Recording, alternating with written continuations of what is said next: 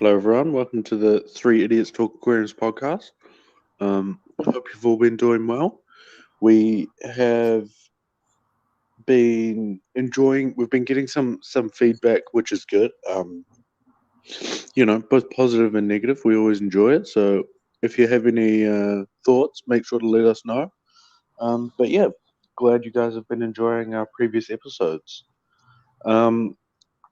So for today, the topic is going to be, we're going to talk about general maintenance practices of aquariums and sort of what goes into creating the optimum environment for our fish or, aquatic creatures. So yeah, I think the place I thought we'd first start off with is a question we get asked quite a lot, well, at least I do in the shop, is sort of how, or like a general overview of how and how much time it would take and all this, and like how easy it is and all this kind of thing.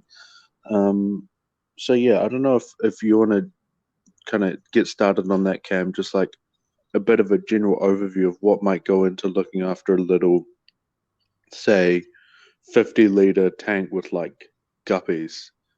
What kind of things you might be in for if you're starting from scratch and have no idea about anything. Cool. So my general blurb, I suppose, when I'm talking to people regarding maintenance is I say to them it's less work than a dog. You've got to walk your dog for 20 minutes, half an hour a day, pick up its poo, feed it and all that kind of jazz. But with an aquarium, you'll be lucky if you spend sort of 15, 20 minutes on it a week if you want to sort of pull back that far. And it can be as simple as just removing sort of 5 to 10 litres of water type of thing every week, and leaving it at that for the best part, other than maybe every couple of months you might have to clean out your filter depending on the type of filter or you're sort of stocking and that kind of thing. So I think people often overcomplicate it far too dramatically, and if you want to be kind of hands-off, you still can be hands-off and still provide good care for a fish at no real expense to your own time. Yeah, that makes sense. I think it's one of those ones where it's like it can be as hard or as simple as you want it to be. Obviously, if you're, I don't know, trying to maintain like a 6-foot perfectly manicured aquascape, there's going to be a lot more time and stuff. But for a little guppy tank in your kid's bedroom, once you get the hang of it and like what to do and everything, I always say it's maybe going to be like 10 minutes of actual doing stuff plus feeding them and that kind of thing. But the actual water change, like on a little tank like that, is going to take so little time once you know what to do. It's definitely worth it for what people seem to get out of it. The only other thing is like the cleaning the glass is, I think, I seem to find it's a big worry for people, is like keeping the glass clean, because like obviously that's the most important thing, being able to see the fish. But I know they're not, they're an area of contention, say, but a little magnet cleaner, like it'll take you like 15 seconds to clean the whole thing. Just go back and forth across the whole thing. Like, there is obviously the danger of scratches, but I haven't found that to be a big issue. So yeah, I mean, it can be pretty simple if you want it to be, or it can be as complicated as you want it to be. So yeah, I think it's definitely doable for anyone, even like little kids and stuff, all the way up to people with a fish room full of stuff. The maintenance shouldn't really be a massive problem. So yeah, that's kind of the basics, I guess. Ryan's trying to talk, but he's muted. I was muted. Yeah, because I was eating my banana. That's all right. I was talking away, chatting away, but I was muted. Anyway, I'm surprised that Cam just didn't mute me so that I don't hassle him about inbreeding or something like that, But anyway, this is one of my biggest bugbears with fish keeping too, because people think it's really hard and make it harder than it needs to be. Like some people think it's going to take hours and hours and hours to maintain like a 3-foot tank in their house, and some people enjoy it taking that long, and they make it take that long because that's their therapeutic time or time away from their family or whatever it is, So that's good. That's good for them. But in reality, you can just siphon some water out and fill a tank up once a week, and feed them. That is the bare minimum of what's needed, Like Cam says, cleaning the glass. Yep, algae scrapers. I've had issues because with the magnetic ones, because the kids like to help and they smash into the gravel to try and get the algae out from under the gravel. And then all the gravel gets stuck between the algae scraper and the glass and scratches all your glass. So I just go to Countdown and get a 1 card and just use that. Scrape the algae off with that, Takes 2 minutes to scrape all the algae off. It's all good. Yeah, that I mean, it's definitely, the scratching is definitely a danger, but even if it does do a little scratches, those kind of people, I think, who we're talking about probably don't care as much. At least to start with, about a little scratch here and there. I've just run out of data, so I'm going to skip out. Hang on. Oh, nice. Just topping up the phone. So nice. Prepared. Good boy. Yeah, man. 3 idiots for a reason. So yeah, I mean that's kind of, I guess, a general overview for people. So I think we'll get probably the biggest part of maintenance, or the most significant part, is probably the most contentious, which is water changes.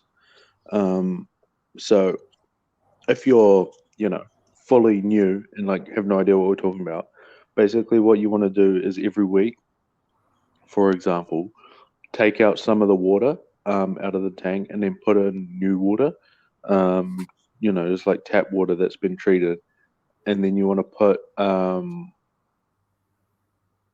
what was I going to say? I forgot what I was going to say because Ryan left and now I forgot what I was going to say. Lost your mojo. But yeah, you just want to put some fresh water in and top it up. So why is that important, Cam? And why is it important that people do their water changes, or even why do we do them in the first place? I'm a big fan of basically saying that we're keeping water, not keeping fish. And as long as we can keep the water in good condition, then your fish in general will follow suit. I agree with that. Sorry to jump in. That is that's Ryan was talking before about his biggest bugbears. That's one of mine. That saying, just because it's no one wants to keep water. That's boring. We do it for the fish and stuff, but saying we keep water and then fish incidentally is just I don't know. It's just ugh. I love that saying. That sounds boring. I love that saying. I think it is in the water. It is in the water. I agree. I agree. That's what we're saying. We're not saying. I mean, essentially, you keep water and the fish live in it. And the water's critical. I agree, but it's just oh god, how boring is it going to be if you I think I've just if you tell people you keep water? Interesting. Well, you don't tell people that you keep water. I'm sure you're not going to walk up to old mate down there and say, "Hey, I'm a water keeper." You may I don't know. not. People would. There's some weird people around. But it's. I think it's just the mindset, and I agree. I'm poking fun. I think it's key. It's key to remind people that the water is. I mean, people probably don't. They should realise, but this is what these fish are soaking in, what they're living in, and if it's water's bad, then they're all going to die. That's it. It's like air for humans. Yeah, if you're gonna pump your room full of poison or something, or not even open your.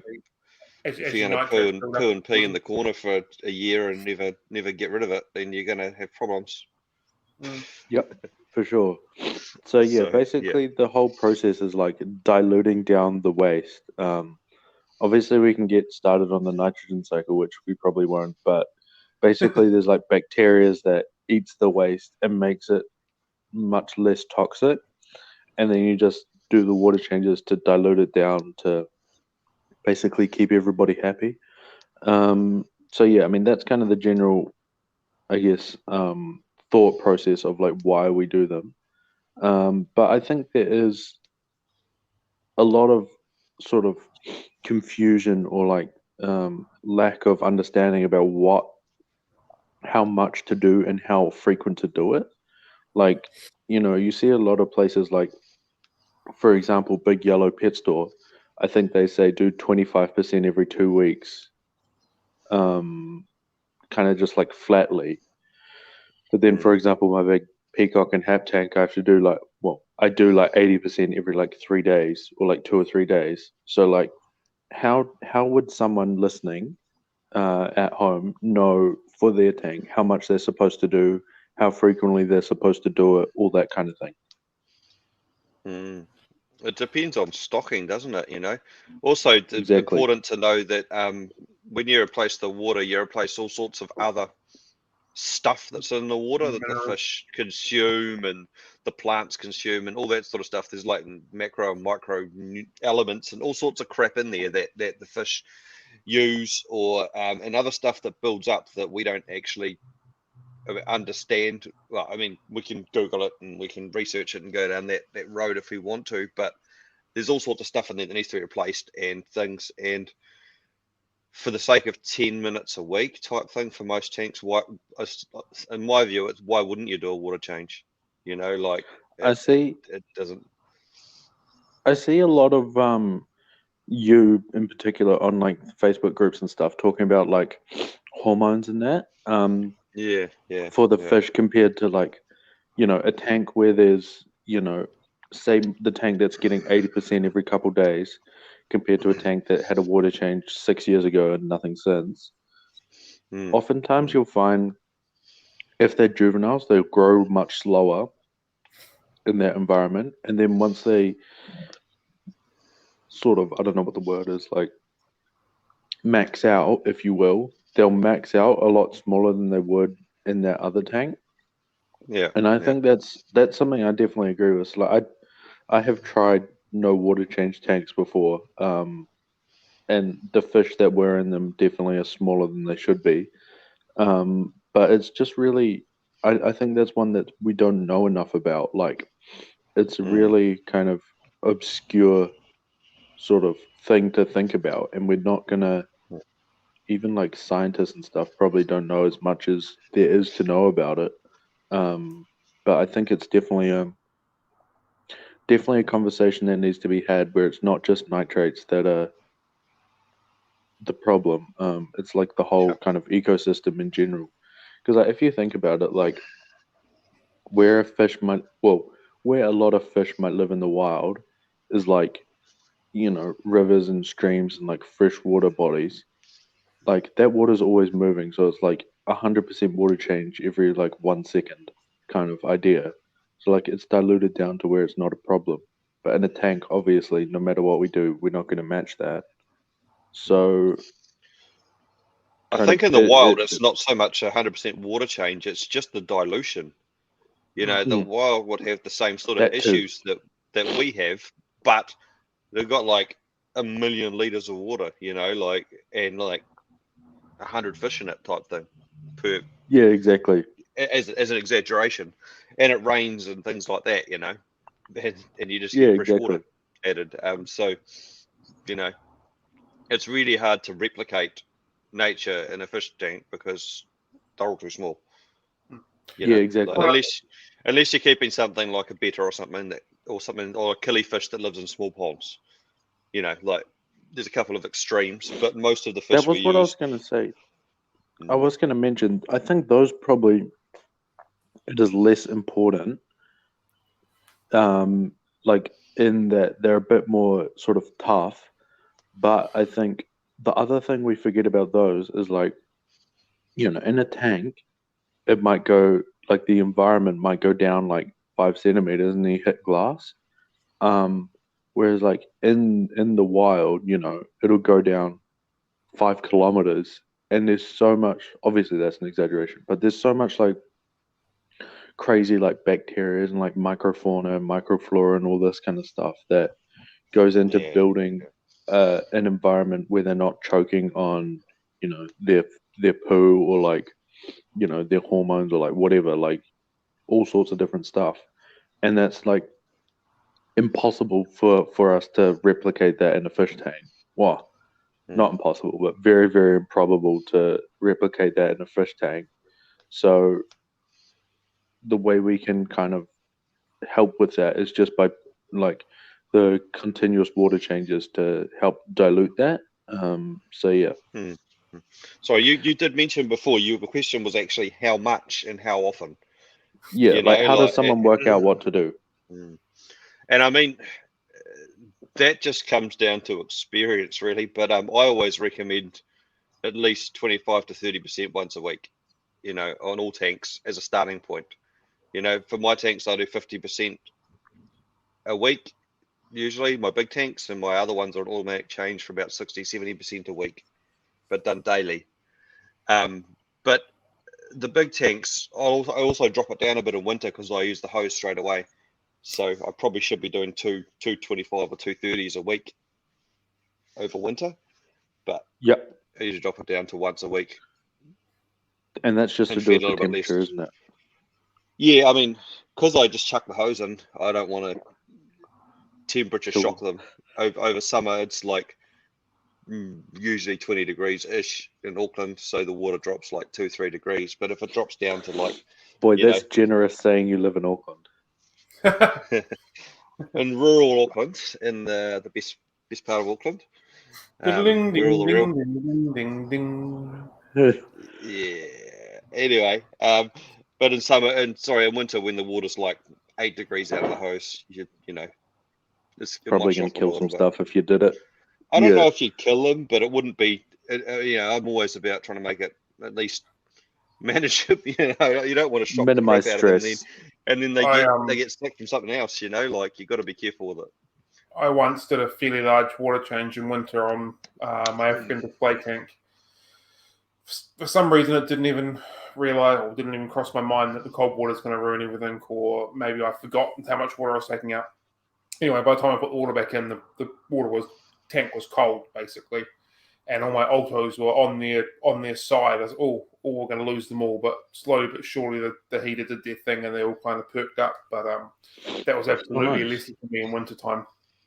It's not good. Not good for them. You know, I've had Africans do that too. I had a heater fail once on one of my tanks, and I think it went down to 7 degrees, and they were just lying on the bottom, and I thought they were dead, but one moved, and I was like, oh my! So I just turned the heater back on, and I lost about a third of them, but 2/3 of them lived. So but it pays not to, you know, just to be a little bit wary about what you're doing. It pays not to try and kill your fish.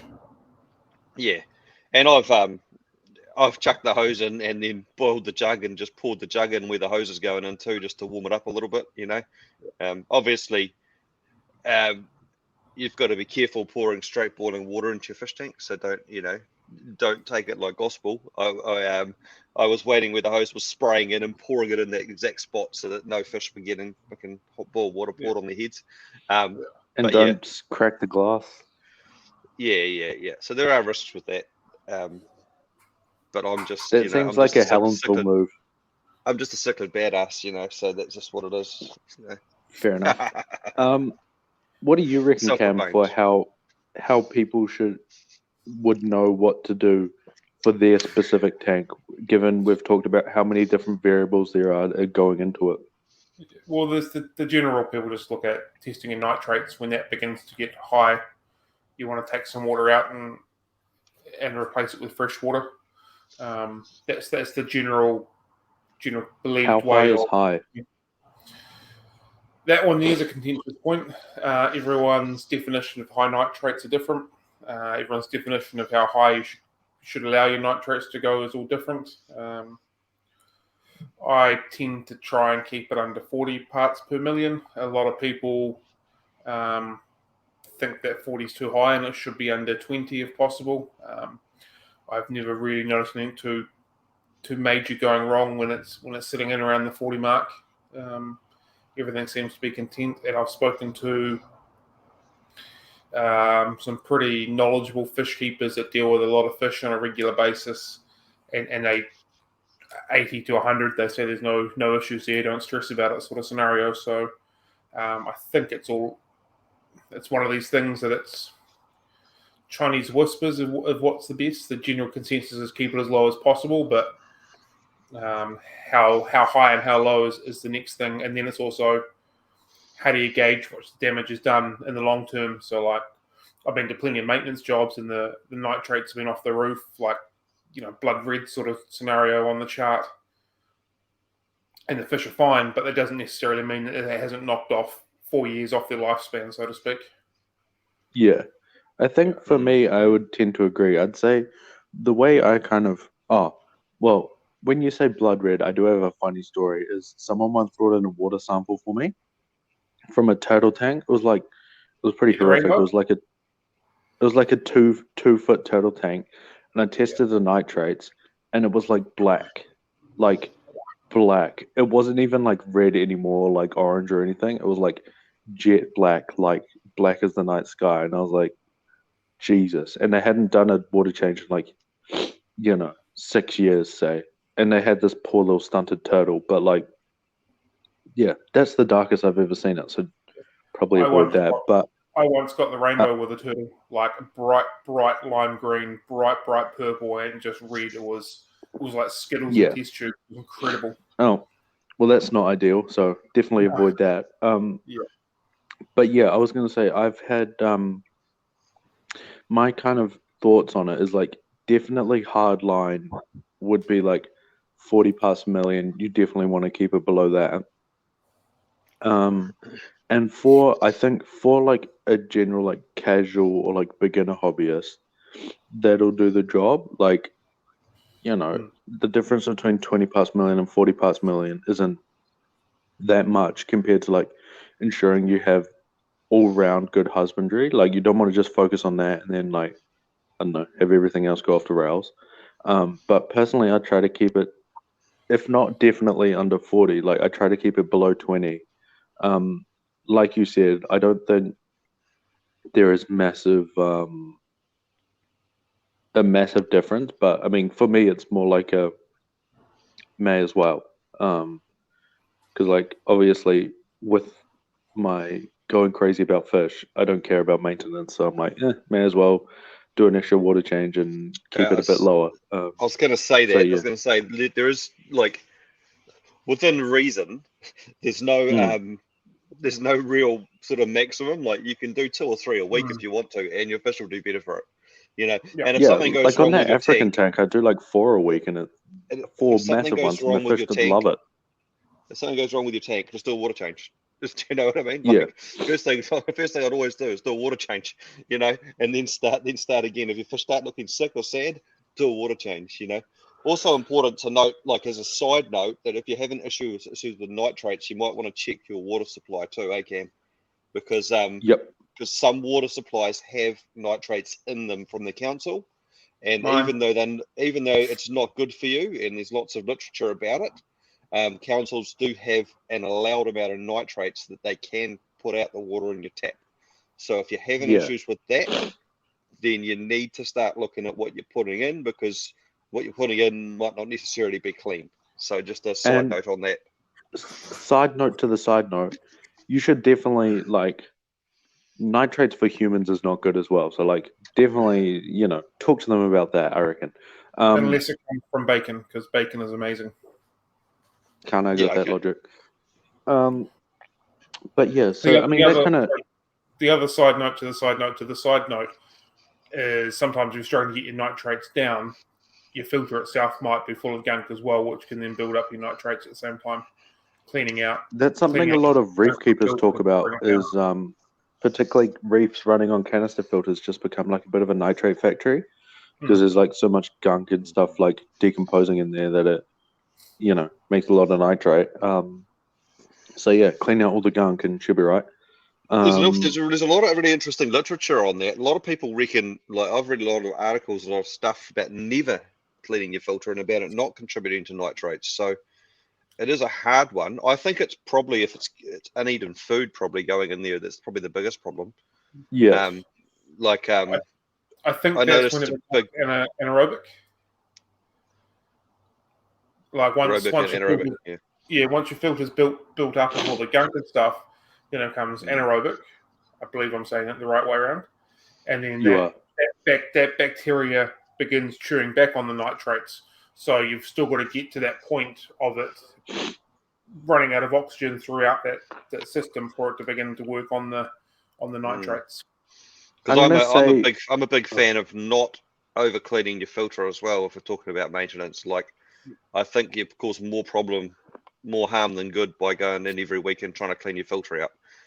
You know, I'm gonna say for a beginner, don't worry about all this anaerobic bacteria stuff. Keep it simple. But for someone who knows a bit more, definitely it's worth playing around with. I am really bad with canisters because I hate canisters with a passion. So they only get maintained when the when the mechanical filtration stops working. That's when I clean them out. But and I'm the same.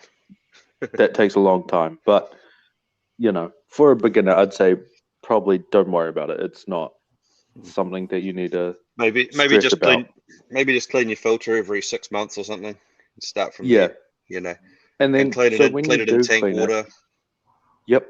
Yeah. So usually what I say is like when you're doing a water change, suck out 1 bucket's worth of water, and then put your canister media in there and like just swish it around with your hand and stuff is usually fine.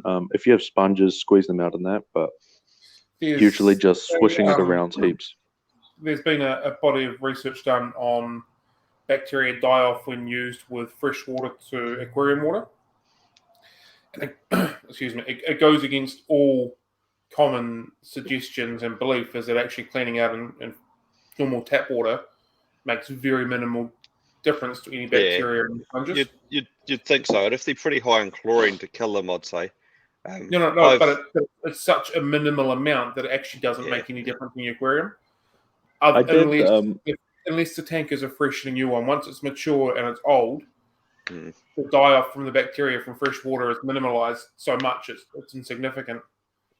Yeah, this is one of those do as I say, not as I do, because I definitely clean all my filters out with the tap, but for a beginner, don't do that. But yeah, it's not. Basically, it's not a lot of work. Like Ryan says, every 6 months, give it a little clean. Don't need to stress. It'll take like 30 seconds, and then put it back, and stuff is going to be happy. So yeah, I think the level that we're talking about here too is to have an like a nice tank that you can enjoy. Like if you want a tank that's like crystal clear and you can take a photo of someone across the room through it, then you might have to do a little bit more to get it polished. You know what I mean? Like I think you'll still have a nice clean tank and it'll look good, but it won't be, that polished mirror tank like you've seen. So I guess what we're talking about is more how to have success and like enjoyment and like maybe your kids have fun or like you have a nice little 2-foot tank on your desk or whatever, not necessarily like entering in international aquascaping competitions and like how to breed super obscure fish in that. It's more like having fun, enjoying it. I guess the more kind of roots of the hobby, I'm going to say. I think the average human. Your use of the word clean is a bit of a trigger point for me, I think, because like there's clean aquarium and then there's clean water, if that makes sense. Like I agree. And your aquarium should never be clean. Crystal clear and sparkling and not a single debris or piece of algae through it. And people consider that to be clean, like Instagram clean. But, reality is, as long as your nitrates are down, you've got no ammonia, you've got no nitrite in your water's clean. And that's what your fish really care about. Yeah, it's like the contention between aesthetics and, like, fish health. Yeah. And I think clean is also a subjective term. Like some people think clean is killing 99.9% of the bacteria by using a surface cleaner or something like that. Clean is not good, and clean in that regard is not good in a fish tank. You want all sorts of bugs and critters and even sometimes a little bit of algae and stuff on the rocks and stuff. All that stuff's natural and contributes to the fish tank. You want the filter to have a bit of mank in it. You know, like nothing should be pristine and brand new in there. It should be. I guess it's the difference between clean and sterile. Exactly, that's what I'm talking about. Yeah. So you don't want a sterile. I'm gonna say I believe your opinion is you don't want a sterilized environment. What about you, Cam? What's your thought on that? I agree. I think so. I'm gonna say something that is a bit odd, but basically, I bought some fish off a guy a couple weeks back who like has very nice clean tanks, and like I don't know this for a fact, so like take it with a grain of salt. But I think he keeps his tank like super clean and everything. And then I chucked these fish in my tank, and then they just broke out in what was it, Epistalis or Ick or something, very fast. And I talked to Ryan, and he said he'd had the same from this particular guy. No, shade against this guy or whatever. It's like whatever, but I think there's just like some different stuff floating because like I like to keep a bit of algae around, and like if there's dead leaves and stuff, I just let them float around and the fish nibble on them and like all this kind of stuff. So I think for a more like natural kind of tank, you leave a bit more like nature to do its thing, and then the fish end up being healthier in the long run, or not healthier, but like more. I think for a shop it's better because like they go to all sorts of tanks, they get all sorts of random stuff going on, but like for a hobbyist, I don't think it matters too much as long as you're on top of it either way. Like if you keep your fish healthy, that's the main thing. Doesn't really make too much difference how you get there. So yeah, that's kind of my thoughts about it. And that one's an interesting one. I think that situation's an interesting one. I think that was simply the fact that that person's tank probably had some bugs and some things in it that ours don't. Like or vice versa. It's a different a different environment. Like like a different strain of something or that. Yeah, exactly. It would be like if we never traveled internationally for like 10 years. Some continents and some countries would have diseases that others don't. And then all of a sudden we opened up the borders. Well, it's like if you've got kids and they start going to daycare. The first year they go to daycare, they're always sick. Don't relate because they get exposed to all those bugs. And now they bring them all. That's home like when the white people were like colonizing everywhere, all the places they colonized, everyone got sick and died because like they kept bringing all their stupid new diseases, and then no one's got any immunity and they die. Now, obviously, with fish, it's not that bad, but yeah, it's still same idea. And like, yeah, I want to be very clear. I'm not, throwing shade at this guy's fish or anything. They're like stunning fish and like awesome quality and everything. It's just like different rather than like bad or whatever. So yeah. And those fish were easy to treat, and now they're also stronger for it. Yeah, exactly. Like the fish are fine now. They're better fish to sell because they've been exposed to a whole lot of different stuff. They've got immunity. You build them back up with some good food. You take them off sale for 2 or 3 weeks while they build back up, and then exactly. Away you go. Yeah, didn't lose any, so they're all happy as. And I'm getting attacked by a mosquito, but yeah, it's fine. Do you need an insect screen? So yeah, I do, man. I know a guy. Yeah. So yeah, that's kind of, I guess, the basic thoughts about the water changes and that. I do have another question. Sorry, Karen. I was going to say about that as well. The key thing with beginners and maintenance is it's a very simple process of what goes in must come out. So it's also very important to think about what you're feeding and how often you're feeding it. You know what I mean? So, as a beginner, I'd probably recommend feeding once a day, and then you watch them just for a minute or two and make sure they eat it all. Like if in 5 minutes you go past and there's still food all over the tank and floating around and all over the gravel, you've fed too much. And that will be probably the number one issue for fish people.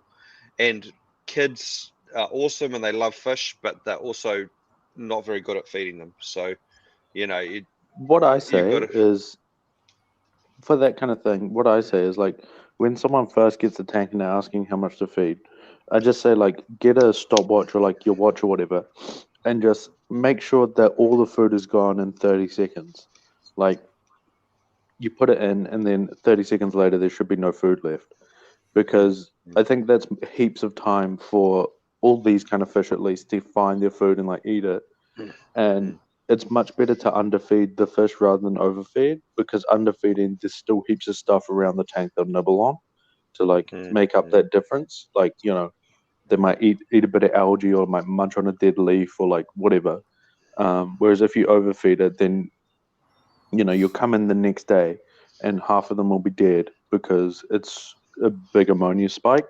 So yeah, I think that's probably the rule of thumb I give to people of like, how do we know how much to feed? And then the good thing about that is like, as the fish grow, or like as more fish get introduced or whatever, it still stays the same, because 30 seconds is 30 seconds.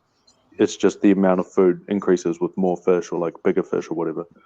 And as you Obviously, get, there'll be sorry, web warriors telling me it's wrong, but rule of thumb, it varies for some fish. But like for these tetras and stuff, and you're better to underfeed than overfeed, at least when you're starting out. And once you get used to that 30-second rule, you can put a little bit more in, you know. But to start exactly. with, it's a really good place to learn how much, you know, and then and make sure you put the food away from kids, or, you know, let them feed them, give them the right amount, stuff like that, you know, so they don't pour a container in and you have dramas. We've all been there, done that. It's all fun and games, but The other thing people can do as well, especially like it's good for if you go on holiday or that, is get one of those little pill organizers, like you know, Monday, Tuesday, Wednesday, Thursday, like the like little compartments that flip open, and just like portion out 1 day's worth of food, and then like maybe it's like, oh, you know, the kids can tip 1 day's worth into the tank, or like, oh, I'm going away, so the neighbor's coming, and there's no way they can get that wrong because it's very clear what to do. So that's a good little life hack for you if you struggle with that type of thing. So yeah. Yep, I agree. And if you're doing that and someone's looking after your fish, then just put that food out and hide all the rest. Yeah, like exactly. Have no other food in the house available, because people who don't keep fish, especially if they're big fish or interactive fish, think they're always hungry because they're always at the Because they front of the always grass. are, but it's not good for them. That's why And I'm they always hungry. they feel bad only giving them this little bit of food, and they still look hungry. So what they do is they keep feeding them and keep feeding them and keep feeding them and keep feeding them and keep feeding them, and then you come home and your tank's a mess. So, and it's not their fault. Even if you tell them what to do it, some people will probably still do it. So just avoid the temptation. Yep, exactly.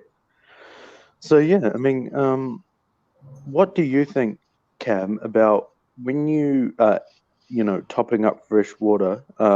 How, this is a question I get a lot, is like, how do you add dechlorinator and like when? I'm not going to ask Ryan for obvious reasons, but You can ask how what do I you do it recommend, and when though. do you do it? Okay. I always just tend to treat the tank itself. I find that maths is generally a little bit easier, but the difference between adding, say, 2 mils of dechlorinator to 4 mils of dechlorinator isn't really going to make that much difference on the wallet, and I don't think it makes a heck of a lot of difference within the ecosystem as well. So I just go on the size of the aquarium, whatever the total volume is, I treat for that amount there. This is a question I get a lot, is like, when do you add the water, the conditioner in relation to like when the water's added? Basically, once the water's out and I've finished taking things out and playing around, that kind of stuff, I put it in and then begin refilling again. Oh yeah. So it's in there as soon as the water comes in. I do probably something not as popular is like, I just like fill the tank up and then chuck it in after. Because I can't remember when it was. It would have been ages ago, but I read a thing about how when you add the fresh water to when you add the dechlorinator, that's not enough time to do anything. like to the bacteria or anything. It needs more time. But when you add it, if you add it beforehand and there's not enough chlorine around, it starts acting on the oxygen, which is when, if you, like with prime, if you massively overdose prime, you'll like remove all the oxygen from the water. And so like I've done it before where you add way too much by mistake, like knock the bottle over, and then the fish are all gasping at the top of the surface because it's acting on the oxygen. So I just like fill the tank up, then put the whatever dechlorinator I'm using into the tank, and it kind of just mixes through and finds all the chlorine. I'm going to say it doesn't matter too much. But I would say that what you're doing is probably wrong, isn't it? Because if there's chlorine in that water and you've got nothing in there to neutralize it, you've killed your fish. Like you filled up your tank with chlorine water. More to the point, it's probably chloramines. But you know what I mean. If you're adding it to treat the chlorine or chloramines or heavy whatever it is, and you've got to fill your tank up with it, and then you may as well not add it if you're going to add it afterwards. But for what I was reading, is like say it takes 5 minutes between when you start filling and when you add it. That's not enough time for it to do anything. So you add it then, and then it can neutralize all the chlorine. Whereas if you add it at the start, then it is there's not any chlorine around, so it starts acting on the oxygen and kind of wouldn't the water coming in, splashing everywhere, reoxygenate the water, or you're not worried about that, or you're worried about the chemical in the product being that's not so much a worry. That's more of like a side note, is the oxygen, but it's like less, I guess, efficient because it's already acting on the water, just on the oxygen, so there's less around. I just remembered it was it was like one of the scientists that works at Fritz that I was reading a thing about, and someone asked them when to add it, and that's what they reckon. And I've always done that, and it's since I read that. But I mean, if you've got issues with chlorine and chloramines and you add it afterwards, your fish are already dead because the chlorine's already killed them. No, but that's the thing. It's like they can't kill them. It needs it takes like an hour or 2 hours or a day or whatever to kill them to with chlorine. do anything. No, because chlorine is an oxidizer, right? It'll kill them straight away. It'll stuff their gills. If there's chlorine in there, they're dead straight away, pretty much. No, from what I've seen. In this, what's the word? Like, not concentration, but like dilution or whatever. And because the other thing is the bacteria in the filter, is the other main concern, but that equally is not gonna happen fast enough or like mix fast enough to do anything. So yeah.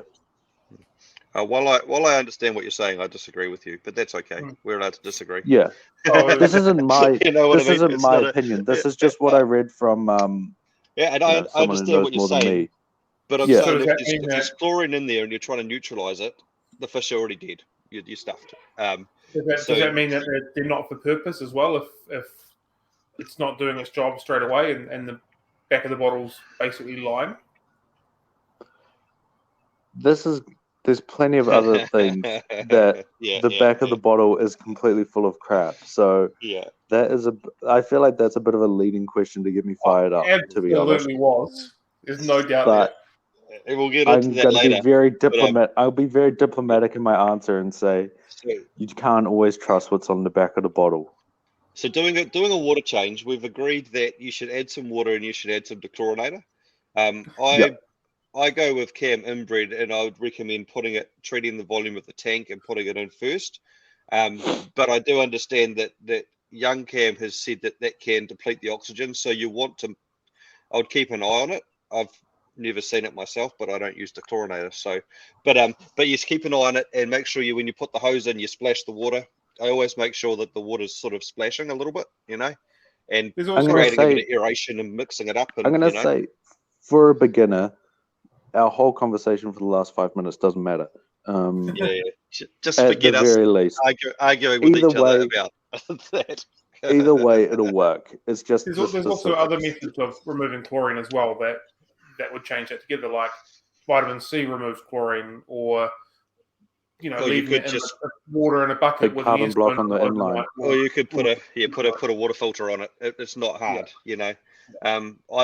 I just use straight tap water because my water's okay in Helensville, but I should be doing something. It's the only thing okay in Helensville.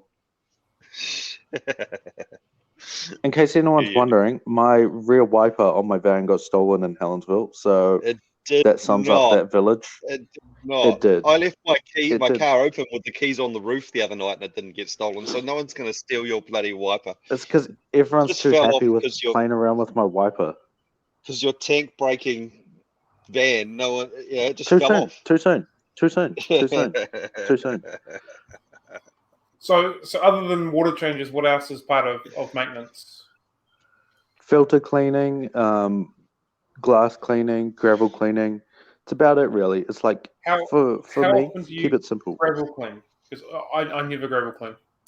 It's a bold I'm assumption. gravel cleaner ever. Oh, I gravel clean when it aesthetically becomes a problem. Like I have one tank where it's like I have to do it like at least once a week, otherwise it just looks like complete crap. But the other tanks, like I was talking about my cichlid tank before, I genuinely haven't vacuumed it in like a year, at least more, and it looks fine, and the fish don't care. The fish are digging it up though, and the flow's probably quite good with that sump. So it probably That is the other flushes thing. all the crap out. You know what I mean? Like my This is African something- tank's the same. This is something I was meaning to mention, but I forgot. Is I reckon the number one thing for maintain, well, not number one, but one of the major things to keep a tank looking clean is flow. Like honestly, you chuck flow. So that's what we do in all our service tanks, is put some good flow in there. And honestly, the difference is night and day. Like chuck a good power head, and there's things even- like Even a bubbler. The bubbler does flow Yeah, as well, exactly. like it gets water moving around. Yeah, exactly. Like things like a cichlid tank, or like if you have like rainbow fish or like tetras or barbs, or I don't know, what other fish people keep? Even like big Americans and stuff. Having good flow, the fish will love it. Like I've got way too much flow. Like if you ask a lot of people, I'd have way too much flow in like my arowana tank, my cichlid tank, and my Oscar tank. But the fish actually like quite enjoy playing it. Like there's plenty of spaces they can go where there's no flow, but they like sit right in front of the thing and like thrash around and play and like all that, and it just keeps all the poo and stuff moving, and so it gets sucked up by the actual filter, and then it's just like I can't recommend it enough. Even stuff like bedders and that can deal with a little flow. It's like people often want stagnant, like not at all moving, but like having the water very gently moving is going to be enough to keep the poo and stuff floating to get sucked up, and the fish isn't going to care. So yeah, And it just helps with the gaseous exchange at the surface too. Just everything moving Yeah, exactly. is good. You know what I mean? There's always And even if benefits, it's and something as simple as chucking an air stone in. And if you're really keen, you can chuck a second sponge filter and hide it behind a bit of driftwood, and you've got a second filter as well. Bonus, like. Yep. There needs to be a little bit of a caution with that though, because there's definitely fish that don't like that sort of scenario. Like I agree. Chili raspora, stuff like that. They don't want that, and that'll just kill them in stress within no time. So I agree, but I think people want, for those kind of fish, want like stagnant, like not moving at all water, but like very gentle movement is going to be perfect. Like you chuck an air stone, it's not going to make like it's slowly bubbling away. It's not going to make that much movement where the fish will care, but it'll be enough to keep some stuff suspended to get sucked up. So it is, for those kind of fish, it is a with caution, but I think it is still not utilized enough for a lot of situations.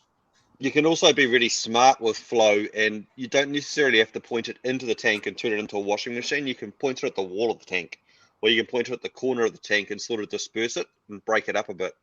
So that the filter's still working. There's still water pumping around the tank, but it's not swirling around or turning it into a tidal bloody washing machine. Yeah, So exactly. it's about but definitely flow and filtration is key. I think it's very underrated for like aesthetic purposes and just keeping stuff clean with less sort of effort. And Like it I doesn't have said, to be all our expensive or complicated or hard either. yeah, man. Like It's one of those things that like can be. You can get one of those big marine cross flow pumps that's going to cost you $2,000, or you can get like the world's cheapest little air pump for like $10, and they'll both do it. It's just like different levels, same as anything. yeah. So So we're yeah, not saying anything here has to be expensive or hard or complicated. yeah, It can it be has very to be simple. what you want it to be, essentially, no matter what that is. So yeah, that's kind of my top tip of the day. And that's why I really, is- really liked the hang on the back filters, but they've gone out of fashion now. Certainly have. That annoys me no end. Because they're awesome filters. love They were them. great. They're great filters. Especially those big ones. Yeah. The big, I forget what they were, the 110s or something. They were awesome Titles. filters. Yeah. Seeking ones, yeah. Oh no, I'm talking about the Aqua One ones, the original ones. But The Oh yeah. they were. I've done it again. They were this big. They're about sort of 30 centimeters big. They were quite large for a big tank. I don't know, cool. before my time.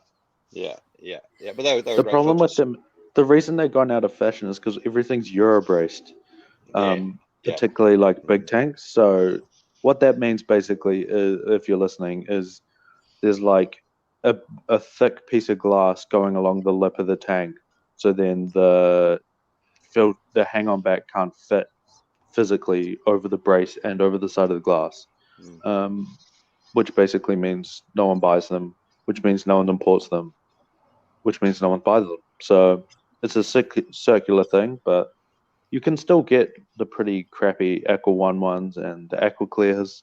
You can't get the Aqua Clears. No, can't get Aqua Clears, so you're stuck with the crap Aqua One ones, or second-hand ones. Aquariums in New Zealand now as well. They've got hang-on backs. Oh yeah, I did know that. They're quite. I have no idea about those ones. Ask Cam. Yeah. Okay, so what else about maintenance? What do we got? Filter maintenance. What do you do when it comes to that? How do you make that work? Do you clean out your impellers all the time? Clean all the pipes out? Where do you sit on that? Checking your O-ring? I clean the impellers probably six monthly, I'd say. I think that's quite important because it actually happens a lot. It's particularly on hang-on backs, actually, but in general, it happens a lot. People bring in a filter that's broken, and they're like, "Oh no!" People ring up and say, "Oh, my filter's broken. I need a new one. Do you have XXX size in stock?" I'm like, "Yeah, I do, but just bring your old filter and I'll take a look." And genuinely, 99% of the time, take the impeller out, clean it, and it goes again. And then you don't have to buy another filter. Like, obviously that's terrible business practice because I could sell you another filter, but like, if it ain't broke, don't fix it. So definitely clean your impellers, but everything else I just clean when it becomes a problem. Like when the mechanical filtration stops working, I'd clean that out. That varies a lot. Like my arowana tank probably hasn't been done in like a year, whereas the cichlid tank I was mentioning before gets done probably once a week. So yeah, but that's kind of what I do. You only rinse out the mechanical on that, right? You leave the bio alone. Yeah, pretty much. Sometimes if the bio gets too clogged, I do as well because it gets it's still like bio does a little bit of mechanical as well, and so like if it's too gunked up, it still blows out bits of gunk out the filter. So like I clean it then, but like that's not often. Like once a year, once every 18 months or that. Just give it a quick swish with my hand, and that's it. Yeah, I just stir mine up and let it pump through the tank, and then the filter picks it up. Yep. Yeah. So it goes back to where it came from. But it goes to the mechanical rather than the bio. Yeah, can't argue with that. I find that. How about you, Cam? The mesh bags that hold the bio seem to clog up more than the bio. For the best part. Oh yeah, I don't use those mesh bags. Don't use them. Yeah. Waste of time. Yeah, don't use them. I found that same problem when you're trying to pull stuff apart and keep it nice and tidy. Don't relate. I just get shit everywhere and then complain. Put a towel down. I've got all a good to solution go. for you. Put it in a No, mesh bag. I'll make sure to not do that. You were talking Sweet. about cleaning impellers. I think that also for a beginner, be really, really careful when you clean your impellers. Like take note of how it all comes apart. And there's like little rubber things that need to seat in the right places and stuff. And there's often like some of them have a ceramic shaft that if you drop like from a table or something, it'll break and shatter. So like just be careful when you're doing them. I don't actually do them very often because I find whenever I pull them apart, I break them because I'm clumsy. That's just because you're a moron or an idiot, if you will. Sometimes I'm stupid with that. So I don't clean them unless I have to. Sometimes I just blow the hose through there and flush it out. But yeah, maybe if you're buying one from like a shop, like one of the cams, or you want some help with it, get them to show you how to pull it apart first, so that you don't end up on a Sunday night freaking out or breaking the impeller shaft or something. You know, they can be glued and things like that. But I don't know if you've noticed this, but I've seen a lot of people doing plastic impeller shafts. Not a lot, but a few plastic impellers, which I think is a way better solution because you can throw it against the wall as hard as you can and it'll just bounce off. So yeah, but it's just a word of caution to make sure that when you're pulling it apart, just normal stuff applies. Be careful. I've got a bit of exactly. an amusing story on not doing filter maintenance properly. For the life of me, I couldn't get my old FX5 to work, and it was just driving me insane. I wasn't in a particularly good headspace, so I just swapped it for a bottle of Jack Daniels. The dude that I swapped it to pulled it apart, and there was just a rubber band stuck around the impeller. Oh, nice. Yeah, that was a really good trade on my behalf. Yeah, although I would take that. You got a bottle of Jack Daniels, so it's all good. Yeah, win-win situation, eh? I did have the Jack Daniels, but I think I would have rather have running FX5, but that's okay. Guess you live and learn, eh? Pretty much. So yeah, does anyone have any closing arguments?